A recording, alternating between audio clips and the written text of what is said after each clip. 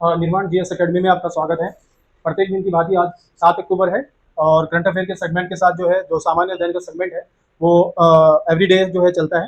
तो इन प्रश्नों को जो है देखते हैं। पहले प्रश्न की ओर बढ़ते हैं और पहला प्रश्न है 18वीं भारत वन स्थिति रिपोर्ट 2023 के अनुसार देश के कुल भौगोलिक क्षेत्र का कितने प्रतिशत है? As per the 18th India state of forest report 2023, what percent of country total geographical area is under forest cover? Option हमारे पास है 21.76%, 23.84%, 21.54% और 20.08%। तो हमारा आंसर क्या है? 21.76% जो है ये टोटल जो 2023 की 18वीं वन रिपोर्ट है इसमें भौगोलिक क्षेत्र का ये प्रतिशत है। अगर देखें भौगोलिक क्षेत्रफल की दृष्टि से, अगर हम देखें क्षेत्रफल की दृष्टि से देखें तो नंबर 1 एमपी आता है, मध्य प्रदेश आता है। ठीक है, एमपी जो है नंबर 1 जाता है। और अगर प्रतिशत की दृष्टि से देखें, हम प्रतिशत की दृष्टि से देखें तो अंडमान निकोबार जो है ये राज्य और केंद्र शासित प्रदेश के हिसाब से अंडमान निकोबार के टोटल कवर एरिया पर लगभग मान के चलो 95% पर जो है जो फॉरेस्ट है वो कवर है। ठीक है, और अगर हम देखें जो 2023 की रिपोर्ट है उसमें जो 1% बढ़ा है, 1% बढ़ा है वो सबसे ज्यादा मिजोरम में बढ़ा। ठीक है, और जो घटा है वो जो है सबसे ज्यादा मध्य प्रदेश में घटा, मध्य प्रदेश में घटा। ठीक है, नेक्स्ट देखते हैं 11 व 12 मार्च 2025 के मध्य पीएम मोदी ने किस देश की यात्रा पर गए जहां उन्होंने उस देश के सर्वोच्च नागरिक सम्मान, ये सर्वोच्च नागरिक जो सम्मान है grand commander of the order of the star end of the Indian ocean नाम दिया गया है। On March 11 to 12/25 PM Modi visited which country where he was awarded the nation highest civilian honor, the Grand Commander of the Order of the Star and Key of Indian Ocean? ये basically option है Maldives, Mauritius, Sri Lanka, Indonesia. इसका हमारा answer है Mauritius. Mauritius में जो है 11 और 12 मार्च को पीएम मोदी गए। ठीक है, मॉरिशस में ये मॉरिशस जो है इसमें क्या है, ये 57वां जो है दिवस जो है राष्ट्रीय दिवस यहाँ पे मनाया गया और यहीं पर पीएम मोदी को ये grand commander of the order of star and की ऑफ द इंडियन ओशियन यानी पहले भारतीय हैं, पहले भारतीय जिनको ये जो है अवार्ड, पहले भारतीय जिनको ये अवार्ड जो है दिया गया। ठीक है, और यहीं पर जो है ये जगह है रेडुइट, उसमें जो है अटल बिहारी वाजपेयी, अटल बिहारी वाजपेयी की जो है एक मूर्ति का अनावरण किया गया है जो लोक शासन और राजतंत्र के हिसाब की दृष्टि से उसको रखा गया है। जो यहाँ के पीएम है वो रामचंद्र जो है यहाँ के पीएम जो है उन्होंने जो है जो नवीन चंद्र राम है, नवीन चंद्र राम है, उन्होंने जो है पीएम मोदी के साथ जो है इसका उद्घाटन किया है। और मॉरिशस पहला देश है जहां पर जो प्रधानमंत्री जन औषधि केंद्र जो है किसी बाहरी देश में जो है ओपन किया गया। नेक्स्ट देखते हैं सितंबर 2025 में किसे भारत का महान्यायवादी नियुक्त किया गया था? Who was appointed the attorney general of India in September 2025? R Venkat Raman, Gyaneshwar Kumar, Maheshwar Dev, Laxman Singh. जो आर वेंकट रमन है, आर वेंकट रमन है, इनको बेसिकली भारत का जो है अटॉर्नी जनरल या महान्यायवादी जो है बनाया गया है। और महान्यायवादी जो है अनुच्छेद 76 के थ्रू, ठीक है, चुने जाते हैं। और महान्यायवादी जो है प्रथम जो है विधि अधिकारी कहलाते हैं, प्रथम फर्स्ट लॉ ऑफिसर यानी प्रथम विधि अधिकारी जो है भारत सरकार कहलाते हैं। ठीक है, ये किसी भी सदन में बैठ सकते हैं, बोल सकते हैं, पर इनको वोट देने का अधिकार नहीं है। ठीक है, आर वेंकट रमन, और ये 2027 तक जो है दोबारा से जो है चुने गए हैं आर वेंकट रमन। नेक्स्ट देखते हैं भारत ने 28 सितंबर 2025 को किस देश को हराकर क्रिकेट एशिया कप जीता है? On September 28, 2025 India defeated which country to win the cricket Asia Cup? Cricket Asia Cup में अगर एशिया कप की शुरुआत देखें तो ये 1984 से जो है इसकी शुरुआत हुई और अब की बार जो है भारत ने पाकिस्तान को जो है हराकर ये टाइटल जीता है और भारत का ये 9वां टाइटल। ठीक है, 28 सितंबर को जो है ये दुबई इंटरनेशनल में हुआ, दुबई इंटरनेशनल ग्राउंड, वहां पर जो है ये हुआ और उसमें जो है इसको जीता गया। तो किस देश को हराकर जीता? पाकिस्तान को। किस संस्थान को Business Line Change Maker of the Year पुरस्कार दिया गया? Which institute has been awarded the Business Line Change Maker of Year award? जैसे इसमें ऑप्शन इसरो है, डीआरडीओ है, एलआईएससी है, ये इनमें से कोई नहीं। तो डीआरडीओ को जो है ये business Line Change Maker of the year award दिया गया है और इसकी स्थापना जो है ये 1957 में जो है 58 में हुई थी, ठीक है। और 7 जनवरी 2025 को अभी जो है 67वां स्थापना दिवस जो है इसका मनाया। तो डीआरडीओ होगा। नेक्स्ट, भारत का पहला पोर्ट आधारित जो ग्रीन हाइड्रोजन पायलट प्रोजेक्ट है वो किस राज्य में स्थापित किया जा रहा है? India first post based green hydrogen pilot project is being set up in which state? Tamil Nadu, Maharashtra, Kerala और उड़ीसा, ठीक है। ये जो है अभी पोर्ट आधारित ग्रीन हाइड्रोजन जो है तमिलनाडु में जो है स्थापित किया जा रहा है और 5 सितंबर को जो है इसकी आधारशिला रखी। अंतर्राष्ट्रीय युवा दिवस कब मनाया जाता है? On which date International Youth Day celebration?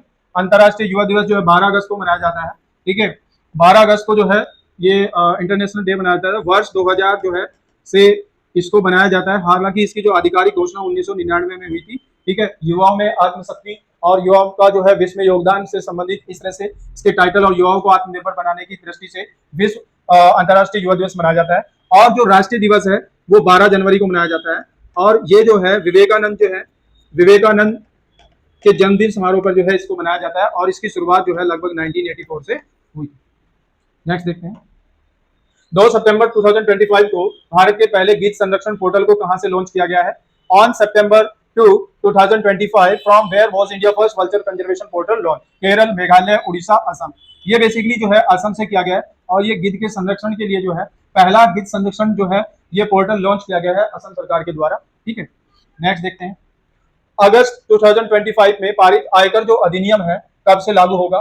From when will the income tax act? क्योंकि जो इनकम टैक्स या आयकर जो अधिनियम है, आयकर अधिनियम की अगर मैं बात करूं तो ये 1961 से जो है अभी चल रहा है 1961 का। तो from when will the income tax act pass in August 2025 be implemented?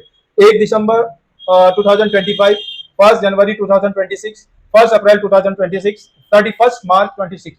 It means ये 1 अप्रैल, इसको जो है 1 अप्रैल 2026 से जो है इम्प्लीमेंटेड किया जा रहा है, 1 अप्रैल 2026। नेक्स्ट, भारत में जन्मी पहली जो वैक्स मादा चीता कौन बनी? विच become the first adult female चीता बोर्न इन इंडिया? ये मुखी है, गोल्डी है, राहसी है या कानू है? इसमें जो है मुखी जो है ये पहली जो है वयस्क मादा चीता बनी, ठीक है। 29 जो है जुलाई 2023 को इसने जन्म लिया, ठीक है। पहली मादा बनी क्योंकि ये जो किन्हो नेशनल पार्क है, इसको कुन्हो नेशनल पार्क भी कहते हैं। कुन्हो जो है नेशनल पार्क में सबसे पहले जो है 8 चीता लाए गए थे, उसके बाद फिर 12 चीता को लाया गया। अभी जो चीतों की संख्या है वो लगभग 31 है और पहली जो है वो मुखी नाम से, ठीक।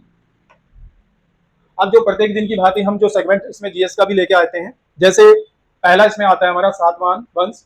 और सातवाहन वंश की अगर मैं बात करूं तो सातवाहन वंश में इसकी राजधानी की बात करें तो प्रतिष्ठानपुर जो है इसकी राजधानी है और इसके संस्थापक जो है सिमुक थे, यानी सातवाहन वंश की स्थापना जो है सिमुक ने की, ठीक है।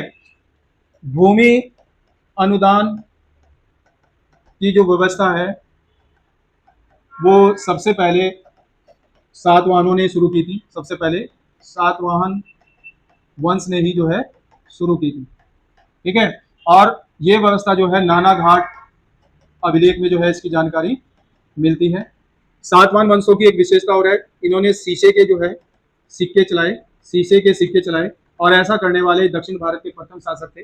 और इनको यानी 3 समुद्रों का जो है स्वामी के नाम से भी इनको समुद्रों का स्वामी जो है इनको कहा जाता है, सातवाहन वंश। उसके बाद ये हिंद यमन है, जो आने वाले शासक हैं शक हैं, पहलव हैं, कुषाण हैं, ये इनका क्रॉनिकल ऑर्डर है। और हिंद यमन के बाद शक आए, शक के बाद पहलव आए और पहलवों के बाद जो है बेसिकली कुषाण है। हिंद यमन शासकों में अगर मैं बात करूं तो मिलिंद जो पानो है, मिलिंद या जिसको मिनांडर कहते हैं, वो पर्सी शासक हुए और उनकी पुस्तक जो है मिलिंद पानो है। ठीक है। और इन जो है इनको जो मिनांडर हैं इनके जो है शासक थे एक नागसेन, जो विद्वान थे, बहुत विद्वान थे, उन्हीं की पुस्तक है ये। ठीक है, काफी है, जिसमें मिनांडर के बारे में जो है बड़ा चढ़ाकर कहा गया है।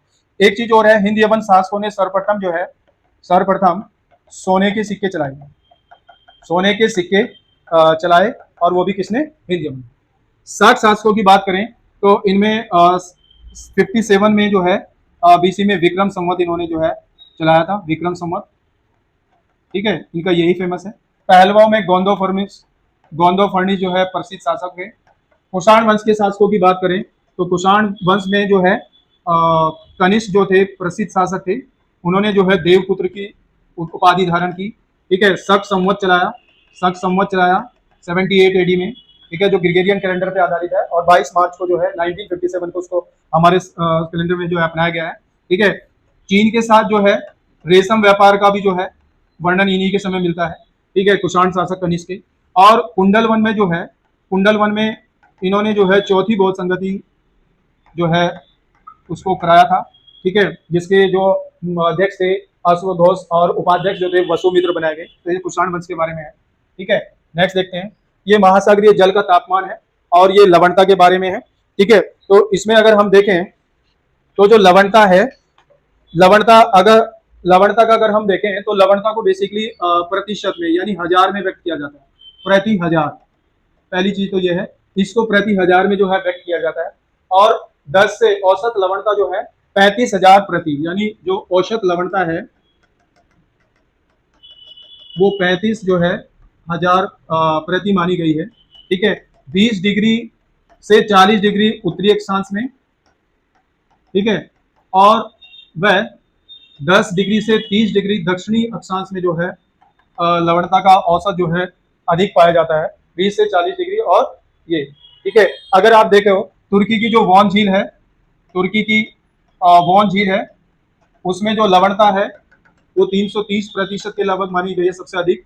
फिर मृत सागर आता है। ठीक है, उसके बाद अगर हम देखें लवणता में भूमध्य सागर है। ठीक है, लाल सागर है और फारस की खाड़ी है। इसमें जो लवणता है वो 37 से 41 पर हजार जो है मानी गई। तो ये लवणता का प्रतिशत है। ठीक है, लवणता को किस तरह से दर्शाया गया है? अटलांटिक ओशियन में जो है, अगर हम देखें अटलांटिक ओशियन में सबसे ज्यादा जो है, अटलांटिक ओशियन या सागर में सबसे ज्यादा जो है लवणता पाई जाती है। ठीक है, उसके बाद अगर हम देखें महासागरीय जल के तापमान में, तो तापमान जो है अगर हम बात करें 5 डिग्री से ये 37 डिग्री सेंटीग्रेड तक जो है टेम्परेचर का वर्णन रहता है। और सर्वाधिक जो तापमान होता है, सर्वाधिक तापमान की अगर हम बात करें तो वो लगभग अगस्त महीने में रहता है। और सबसे कम जो है, सबसे कम वो फरवरी माह में रहता है। सबसे ज्यादा कब रहता है? अगस्त माह में। सबसे कम जो है फरवरी माह में रहता है। ठीक है, उत्तरी गोलार्ध में जो है, उत्तरी गोलार्ध में तापमान दक्षिणी गोलार्ध की तुलना में, दक्षिणी गोलार्ध की तुलना में अधिक होता है, अधिक होता है। ठीक है, उत्तरी गोलार्ध में तापमान जो है दक्षिणी गोलार्ध की तुलना में अधिक होता है। दूसरी चीज है, अगर आप देखो भूमध्य रेखा पर, यानी अगर ये भूमध्य रेखा है, यहाँ पर जो तापमान होगा वो अधिक होगा भूमध्य रेखा पे। और ध्रुवों पर जो है, ध्रुवों पर क्या होगा? ध्रुवों पर तापमान कम। ठीक है, तो इस प्रकार से जो है ये करंट अफेयर और जीएस का एक सेगमेंट है। आशा करता हूं आप लोगों को अच्छा लगा होगा। नए सेगमेंट के साथ फिर हम हाजिर होते हैं, तब तक के लिए धन्यवाद।